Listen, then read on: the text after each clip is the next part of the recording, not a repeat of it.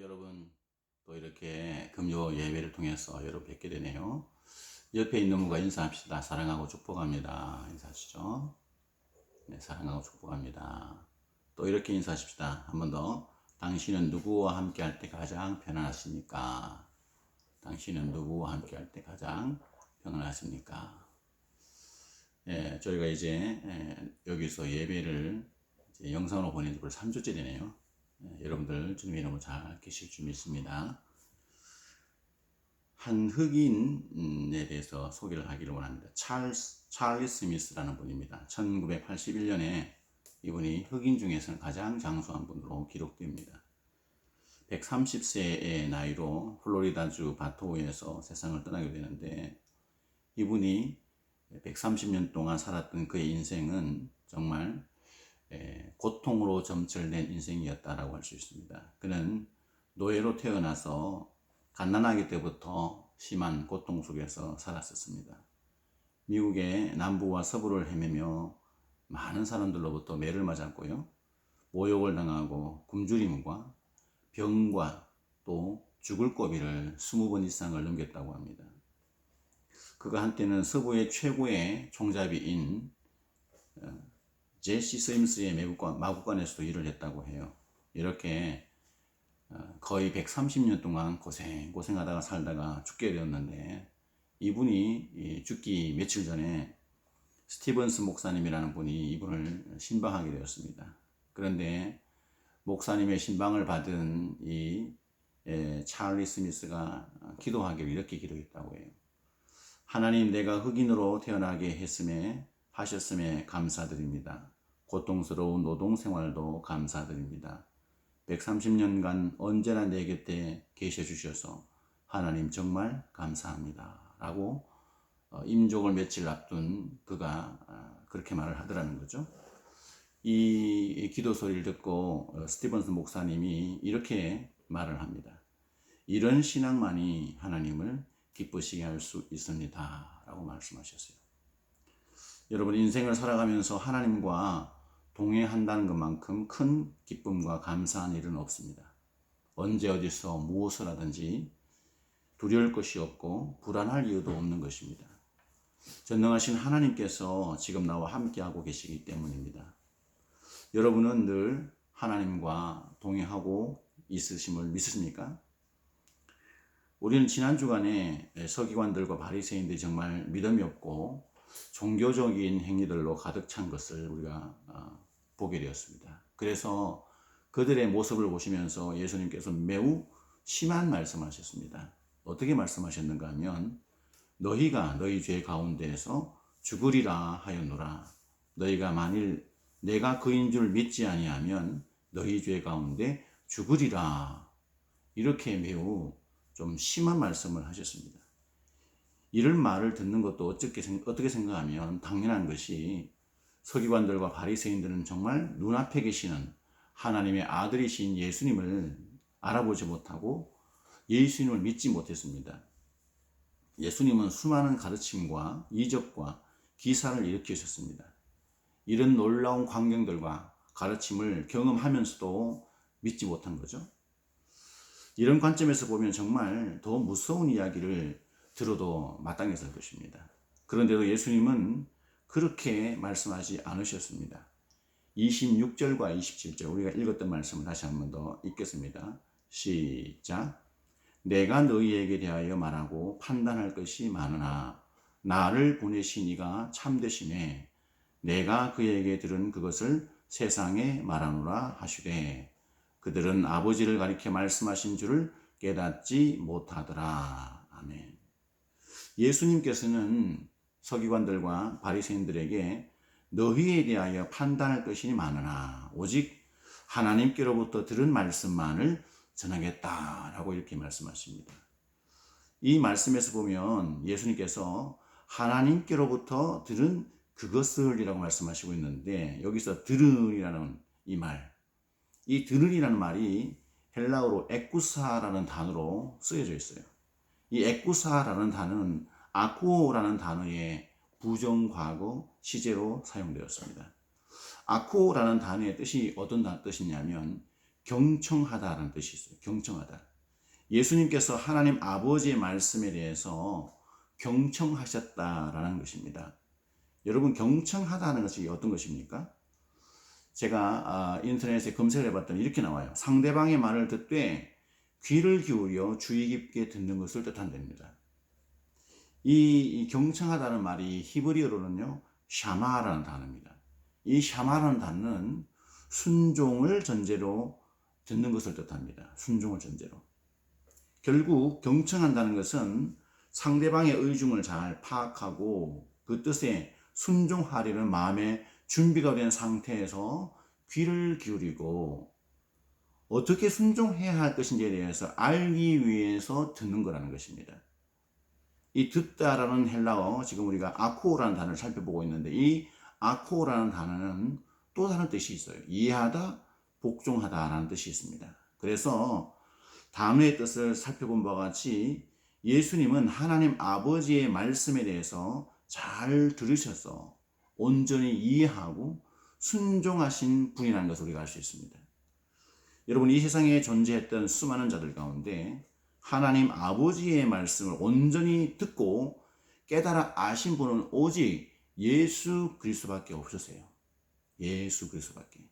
예수님만이 하나님 아버지의 말씀을 온전히 듣고 깨닫고 그 말씀대로 순종하신 분이라는 것입니다. 그러므로 이 땅에 살고 있는 모든 사람들이 만약에 하나님의 말씀을 온전히 들을 수 있기 위해서는 예수님을 통해서만이 가능하다는 것입니다. 예수님께서 하나님 아버지의 말씀에 귀를 기울이시고 잘 들으셨던 것처럼 저와 여러분들도 하나님 아버지의 뜻을 알기 위해서는 먼저 예수님의 말씀에 귀를 기울여야 합니다. 예수님 말씀에 경청을 해야 됩니다. 순종을 전제로 하여 잘 듣는 자가 되어야 합니다. 그래야 하나님의 뜻을 잘 알 수 있게 되는 것입니다. 예수님은 십자가 대속의 죽음에 대해서 또 서기관들과 바리새인들에게 말씀하세요. 우리가 읽었던 28절을 다 같이 한번 읽어볼까요? 28절 말씀 시작. 이에 예수께서 이르시되 너희가 인자를 든 후에 내가 그인 줄을 알고 또 내가 스스로 아무것도 하지 아니하고 오직 아버지께서 가르치신 대로 이런 것을 말하는 줄도 알리라. 아멘. 이 예수님 말씀에 의하면 서기관들과 바리새인들이 예수님께서 십자가에 달리게 되신 이후에야 예수님께서 하나님의 아들이심을 알게 될 것이고 예수님께서 가르치신 것이 바로 하나님 아버지의 가르치신 것을 알게 될 것이다 라고 이렇게 말씀하신 것입니다. 예수님께서 하신 이 말씀은 실제로 역사가 쭉 흐른 이후에 예수님께서 참 메시아가 되심이 잘 드러나게 되었습니다. 여러분, 성경에 보면 예루살렘 교회에서 먼저 시작된 이 복음의 놀라운 역사가 일어나게 되었죠. 예수가 바로 메시아다. 예수가 바로 하나님의 아들이시다. 이 놀라운 복음, 예수가 바로 구원자시다. 이 놀라운 이 복음의 메시지가 많은 사람들에게 막 전파되기 시작했습니다. 이 본격적으로 전파되기 시작한 것이 예루살렘 교회로부터 시작이 됐습니다. 그런데 복음이 전파되기 시작하니까 유대인들이 매우 악랄하게 복음의 전파를 방해하고 유대인들은 정말 복음이 전파되는 곳곳마다 복음의 전파를 방해했던 자들이었습니다. 이 방해에도 불구하고 소아시아와 마게도냐와 고린도와 로마와 온 세계로 복음이 전파되게 되었습니다. 여러분, 놀라운 역사 아닙니까? 28절 우리가 읽었던 그 말씀의 구절에 보면 알다라는 단어가 두 번이나 반복되고 있어요. 근데 이 알다라는 단어가 어떻게 쓰여졌냐면 헬라어 그노세스데라는 단어로 쓰여졌어요. 그노세스데. 이 그노세스데는 기노스코라는 단어의 중간태로 쓰여졌습니다. 이 헬라어에서 중간태가 사용되었다는 것은 어떤 의미가 있냐면 동작의 주인공, 누가 동작의 주인공인지를 강조하기 위해서 이런 중간태를 씁니다. 동작하는 사람이 주인공이라는 것을 잘 표현하기 위해서 이런 형태를 쓴다는 거죠. 그래서 본문이 말씀하고자 하는 것은 뭐냐면 때가 이르면 예수님의 가르침이 진실하다는 것이 객관적으로 확 드러나게 될 것이라는 것입니다.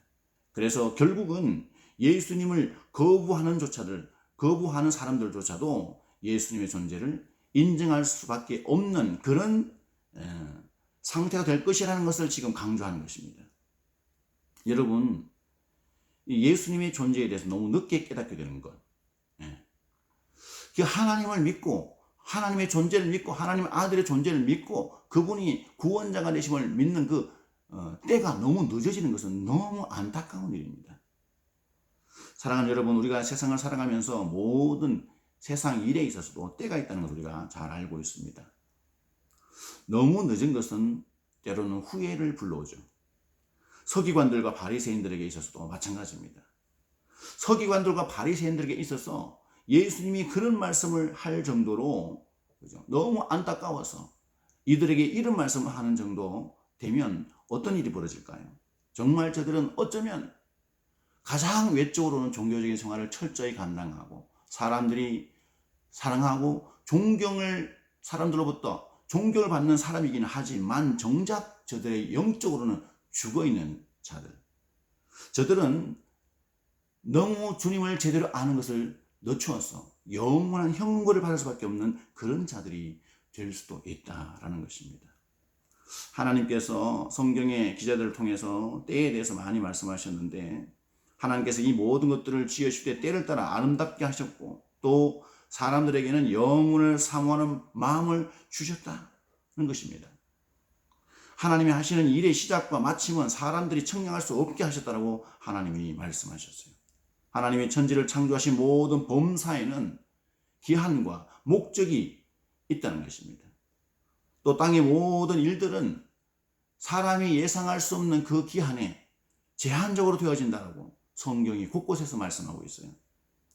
전도서 기자는 어떻게 말씀했냐면 천하에 범사가 기한이 있고 모든 목적이 이룰 때가 있으며 날 때가 있고 죽을 때가 있으며 심을 때가 있고 거둘 때가 있다라고 말씀하세요. 그렇습니다. 하나님께서는 우리를 위해서 기한을 정하시고 회개하고 돌아와서 구원을 받을 기한을 하나님이 각 영혼들마다 정해놓고 계십니다.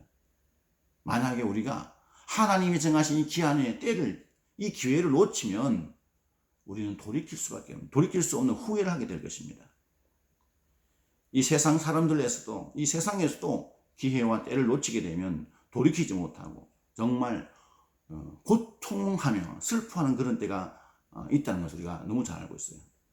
지금이 바로 지금 우리가 예배한 이 시간이 바로 하나님 앞에서 우리가 정말 회개하고 돌아와서 제대로 깨닫고 우리의 영혼이 온전히 구원받을 때라는 것을 우리가 명심하고 기억해야 될 줄 믿습니다. 서기관들과 바리새인들이 영적으로 우매해서 예수님께서 하시는 말씀을 제대로 들을 귀가 없었어. 예수님이 눈앞에 계시는데도 하나님의 아들이신 예수님을 볼 수가 없었던 그들의 영적인 상황, 여러분 한번 생각을 해보십시오. 우리가 만약에 저런 사람들과 똑같은 상태이면 얼마나 안타까운 것입니까? 여러분 정말 옆에 있는 분들에게 이렇게 축복합시다. 이렇게 인사합시다. 지금이 바로 구원의 때입니다. 지금이 바로 구원의 때입니다. 다시 한 번 더 들을 귀가 있기를 바랍니다. 들을 귀가 있기를 바랍니다. 다시 한 번 더 하나님의 때를 알고 구원의 소리를 들읍시다. 하나님의 때를 알고 구원의 소리를 들읍시다. 예수님께서 서기관들과 바리새인들에게 말씀하시기를 예수님 자신은 항상 기뻐하시는 일을 행하는데 그것은 하나님 아버지가 나와 함께 하시기 때문이다 라고 이렇게 말씀하십니다. 여러분 우리가 읽었던 본문 29절과 30절 같이 한 목소리로 읽었습니다. 시작. 나를 보내신 이가 나와 함께 하시도다. 나는 항상 그가 기뻐하시는 일을 행함으로 나를 혼자 두지 아니하셨느니라. 이 말씀을 하심에 많은 사람이 믿더라. 아멘. 여러분 우리는 지금까지 정말 끊임없이 서기관들과 바리새인들이 예수님을 대적하면서 괴롭히고 논쟁하는 일에 앞장서며 고통스러운 일을 만드는 과정을 말씀을 통해 쭉 지켜봤습니다. 예수님께서 아무리 진리의 말씀을 전해도 서기관들과 바리새인들은 예수님을 조롱하고 모욕했습니다. 여러분 보통 사람 같았으면 이런 심한 모욕과 조롱을 받으면 어떻게 될까요? 낙심을 하거나 소외감을 느끼거나 심각한 영적인 어떤 눌림이 있을 거예요. 그런데 오히려 예수님은 예수님과 함께 하시는 하나님 아버지로 인하여서 위로와 큰 힘을 얻고 계시다는 것입니다. 어떻게 예수님이 이런 일들이 가능하게 되었을까요? 예수님 오늘 본문에 말씀하시기를 내가 항상 그의 기뻐하시는 일을 행함으로 라고 말씀하십니다. 예수님은 항상 하나님 아버지를 기쁘게 하는 삶을 사셨습니다. 예수님은 영광스러운 성자 하나님의 보좌를 버리시고 성부 하나님의 구속 섭리를 이루고자 정말 천한 인간의 몸을 입고 이 땅에 오셨어요. 이것은 성자 예수님께서 엄청난 자기 스스로가 자기 희생을 하신 것입니다. 자기 비하를 하신 것입니다. 예수님께서 이 땅에 사시면서 모든 것을 하나님의 뜻대로 행하셨습니다. 어느 것 하나 당신이 원하는 대로 하신 일이 없었어요. 항상 하나님의 뜻을 구하고 하나님께 묻고, 그러므로 하나님이 늘 예수님과 함께 하셨기 때문에 위로와 능력을 베풀어 주셨던 것입니다. 사랑하는 여러분, 우리는 본문에서 예수님께서 하신 고백을 통해서 한 가지 진리를 깨달아야 합니다. 그것은 다른 것이 아니라 하나님의 풍성하신 은혜는 성도가 하나님 앞에 얼마나 충성을 하느냐에 따라서 비례한다는 것입니다. 예수님처럼 자신을 하나님께 전적으로 헌신하고 충성하고 봉사하는 그런 삶을 사는 성도들에게 하나님은 풍성한 은혜를 허락하여 주신다는 겁니다. 여러분, 이 성경에서 나오는 많은 인물들 가운데 몇 사람을 소개하고 싶은데, 애굽의 종으로 팔려갔던 요셉의 경우를 한번 생각해 보십시오. 그가 비록 종의 신분으로 팔려가서 심한 고생과 고통 가운데 있었지만 그는 한결같이 하나님의 뜻에 관심이 있었습니다. 하나님의 뜻을 깨닫기를 원했고 하나님의 뜻에 순종하고 하나님 말씀하시면 그것을 위해서 충성을 다했습니다. 그 결과 어떻게 되었습니까? 그가 애굽의 총리로 세워지게 되었습니다. 온 세계를 주름잡는 하나님의 귀한 사역을 감당하는 그 중심에 섰던 인물이 바로 요셉이었다는 것입니다. 이스라엘의 포로 귀환 시대 때 살았던 이 다니엘 같은 경우도 바벨론의 포로가 되어서 끌려갔지만 그곳에서 하나님을 경외하고 하나님을 높이는 삶을 살았어요. 오직 하나님의 뜻에 관심을 가지고 백성들을 하나님의 뜻으로 인도하기를 원했던 사람이었습니다. 그랬더니 하나님께서 함께 하셔서 그가 사자의 입에 밥이 돼서 죽을 뻔한 그런 위기 속에서도 하나님의 구원을 경험하는 자예요. 경험했습니다. 그 바벨론 나라에서 총리로서 하나님이 그를 높여서 사용하시는 모습을 우리가 성경에서 볼 수 있는 것입니다. 사도 바울도 마찬가지예요. 그가 다메스코 도상에서 예수님을 만난 후에, 빛 가운데 예수님을 만나고 하나님 앞에 그가 꼬꾸라서 예수님을 꼬꾸라서 회개하고 온 마음과 뜻을 다하여 자기의 인생을 완전히 터닝했습니다. 하나님의 복음을 전하는 일을 그가 열정적으로 감당했어요. 그랬더니 어떤 일이 벌어졌습니까? 하나님의 능력이 사도 바울에게 임했죠. 수많은 놀라운 복음의 역사, 우리가 사도행전과 그 뒤에 나오는 서신들을 보면 정말 하나님의 놀라운 역사가 사도 바울을 통해서 일어났구나 하는 것을 알 수 있습니다. 그는 고린도후서에 보면 이 삼층천이라는 놀라운 이 산채로 살아 있었던 채로 그가 천국을 경험하는 놀라운 은혜를 누렸습니다. 그래서 그 사도 바울이 뭐라고 고백합니까? 고린도후서 1장 5절에 이렇게 고백해요. 그리스도의 고난이 우리에게 넘친 것 같이 우리가 받는 위로도 그리스도로 말미암아 넘치는도다. 이렇게 고백합니다. 여러분, 우리 주님께서는 당신의 증인으로 충성하는 성도들에게 세상 끝날까지 내가 항상 함께 할 것이라고 약속을 하셨습니다. 여러분, 너무나 유명한 구절 마태복음 28장 18절, 19절, 20절에 보면 이런 말씀 나옵니다. 너무나 잘 아는 말씀. 예수께서 나와 말씀하여 이르시되 하늘과 땅의 모든 권세를 내게 주셨으니 그러므로 너희는 가서 모든 민족을 제자로 삼아 아버지와 아들과 성령의 이름으로 세례를 베풀고 내가 너희에게 분부한 모든 것을 가르쳐 지키게 하라. 볼지어다 내가 세상 끝날까지 너희와 항상 함께 있으리라 하십니다. 여기 보니까 분명히 내가 세상 끝날까지 너희와 항상 함께 있으리라고 말씀하세요. 그리고 이 사도 요한은 기록하기를 어떻게 기록하냐면 예수님의 계명을 지키는 자가 예수님을 사랑하는 자일 뿐만 아니라 하나님의 사랑을 받게 될 것이라고 분명히 말씀하고 있어요. 그러므로 하나님의 풍성한 은혜를 누리기를 원하는 자는 어떤 자여야 하냐면 먼저 최선을 다해 하나님께 충성하는 자가 되어야 됩니다. 하나님의 사역과 하나님의 일을 위해 생명을 다해서 충성을 다하는 자에게 하나님이 풍성한 은혜를 허락하여 주신다는 것입니다. 여러분, 하나님 앞에 충성도가 큰 사람, 충성의 그릇이 큰 사람이 하나님의 은혜를 풍성하게 누리게 된다는 것입니다. 혹시라도 여러분 가운데 고민이 생기신 분이 계십니까? 나는 정말 예수님 오래전에 믿었는데 영접했는데 이제는 나도 하나님의 자녀가 되었는데 왜 나는 하나님의 은혜를 더 풍성하게 누리지 못하는가? 만약에 혹시라도 그런 고민이 계시다면 한 가지 꼭 이 시간에 짚고 넘어가시기 바랍니다. 나는 정말 하나님께서 기뻐하시는 일을 충성되이 감당하고 있는가? 여러분, 충성되이 억지로 하는 것이 아니라 적당히 하는 것이 아니라 생명을 다하고 사력을 다해서 하나님의 일을 충성되이 감당하고 있는가? 여러분 스스로에게 질문을 던져봐야 합니다. 예수님께서 분명히 말씀하십니다. 나를 보내신 이가 나와 함께 하시도다. 예수님을 보내신 하나님 아버지 그분께서 나와 함께 하시기 때문에 내가 하나님의 일을 기뻐하며 생명을 다하여 감당하고 있다는 것입니다. 저와 여러분들을 보내신 하나님께서 우리와 함께 하십니다. 우리를 이 두바이 땅에 보내시고 그냥 내팽개쳐 버려두지 않으신다는 것입니다. 늘 함께하고 계시다는 것을 여러분 믿으시기 바랍니다. 여러분이 언제 어디에서 무엇을 하든지 하나님이 지금 여러분들과 동행하고 계십니다. 이 믿음과 확신을 가지고 하루하루 살아가시면서 예수님께서 직접 고백하신 것처럼 하나님께서 기뻐하시는 일을 내가 최선을 다해서 감당할 거야.